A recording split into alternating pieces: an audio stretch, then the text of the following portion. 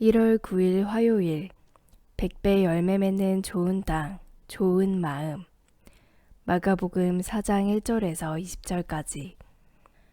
예수께서 다시 바닷가에서 가르치시니 큰 무리가 모여들거늘 예수께서 바다에 떠있는 배에 올라 앉으시고 온 무리는 바닷가 육지에 있더라.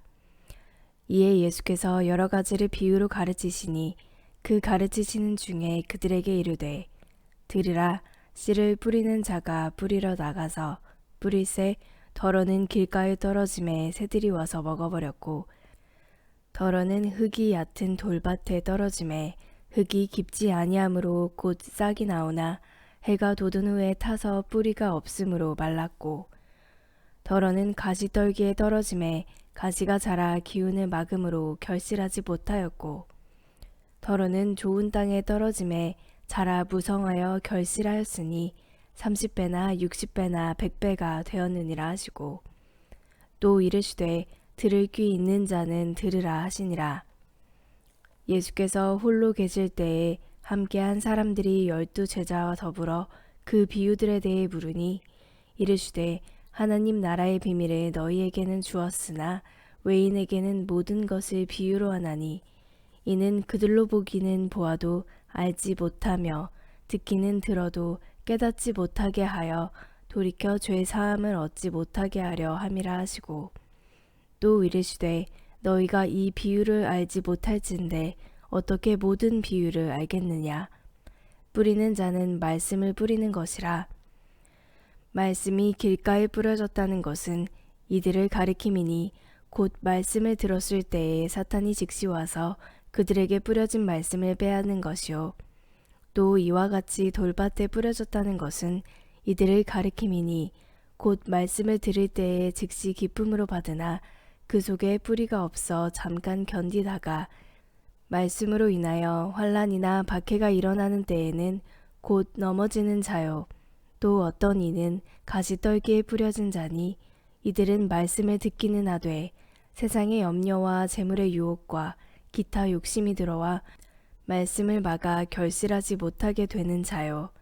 좋은 땅에 뿌려졌다는 것은 곧 말씀을 듣고 받아 30배나 60배나 100배의 결실을 하는 자니라. 오늘의 말씀 요약. 예수님이 씨 뿌리는 자 비유로 가르치십니다. 씨는 말씀을 의미합니다. 말씀을 듣지만 사탄에게 곧 빼앗기거나 환난과 박해로 넘어지거나 염려와 욕심 때문에 결실하지 못하는 자가 있습니다. 반면 좋은 땅에 뿌려진 씨처럼 말씀을 듣고 받아 30배, 60배, 100배를 결실하는 자도 있습니다. 본문 해설, 씨 뿌리는 자의 비유, 4장 1절에서 9절까지. 예수님은 비유로 하나님 나라를 가르치십니다. 큰 무리가 모이자 배에 오르신 주님이 씨 뿌리는 자 비유를 말씀하십니다. 농부가 손으로 씨를 뿌릴 때 바람이 불어 씨가 네 종류의 땅에 떨어지는 상황을 배경으로 합니다. 첫째, 씨가 길가에 떨어진 경우입니다. 그 씨는 새들이 먹어버립니다. 둘째, 돌밭에 떨어진 경우입니다.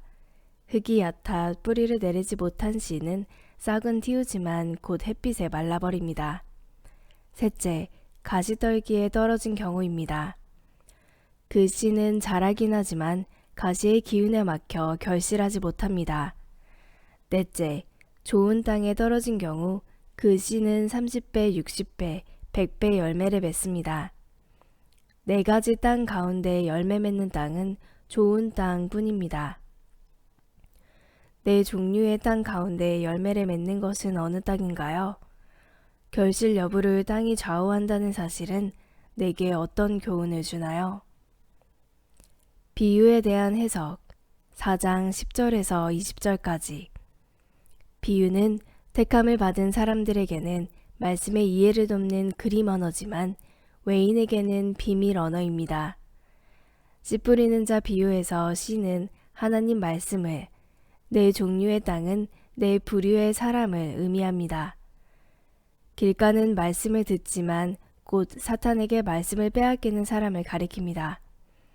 예수님 말씀을 배척한 바리새인들이 연상됩니다. 돌밭은 말씀을 기쁨으로 받지만 환난과 박해가 오면 넘어지는 사람을 가리킵니다. 예수님이 체포되실 때 도망친 제자들이 연상됩니다. 가시떨기는 말씀을 듣지만 부자 청년처럼 염려와 무력에 눌려 결실하지 못하는 사람을 가리킵니다. 좋은 땅은 사모하는 마음으로 말씀을 받고 성령의 열매를 맺는 사람을 가리킵니다. 말씀이 가시떨기에 뿌려졌다는 것은 어떤 이들을 가리키나요? 좋은 마음으로 말씀을 듣고 받아들이기 위해 내가 바뀌어야 할 부분은 무엇인가요? 오늘의 기도. 주님, 오늘도 주님이 뿌려주시는 귀한 말씀을 대하는 제 마음밭은 어떤 상태인지 돌아봅니다. 말씀에 무관심하고 세상 욕심으로 가득한 제 마음을 갈아엎으셔서 부드럽고 정결하게 하소서. 주님 말씀을 바로 듣고 열렬히 사모함으로 성령의 열매를 맺는 인생이 되게 하소서. 묵상 에세이. 말씀에 순종하는 삶. 거기 계시며 응답하시는 하나님. 김남준. 우리는 항상 말씀의 빛 앞에서 자신을 정직하게 돌아보아야 합니다. 습관적인 악, 대수롭지 않게 생각하는 죄, 몸에 밴 불순종은 하나님 말씀 앞에서만 낱낱이 드러납니다. 말씀의 빛은 자신의 더러움과 부족함을 하나님 앞에서 겸손히 인정하게 하고 사망에서 돌이켜 생명으로 나아가도록 인도합니다. 그런데 말씀을 듣고 죄를 뉘우쳤다고 해서 다 된 게 아닙니다. 중심으로 회개한 후에는 그것을 삶으로 실천해야 합니다. 말씀을 많이 하는 것과 말씀대로 사는 것은 별개입니다. 충성스럽게 산 사람의 간증을 듣고 감동받는 것과 자신이 충성스럽게 사는 것은 다릅니다. 전도하라고 하면 전도 세미나에 참석하고 기도하라고 하면 기도에 관한 책을 읽는 것으로 만족해서는 안 됩니다. 좋은 마음으로 말씀을 받아 우리 삶의 순종으로 나타내지 않으면 열매도 유익도 없습니다. 하나님이 무엇을 말씀하시던지 내 삶의 모든 방면에서 즉각적으로 순종하려는 마음이 있어야 합니다. 순종은 믿음을 강화하고 믿음은 순종을 강화해 삶에서 좋은 열매를 맺게 하기 때문입니다. 예수님도 하나님 말씀에 순종하심으로 온전하게 되셨습니다.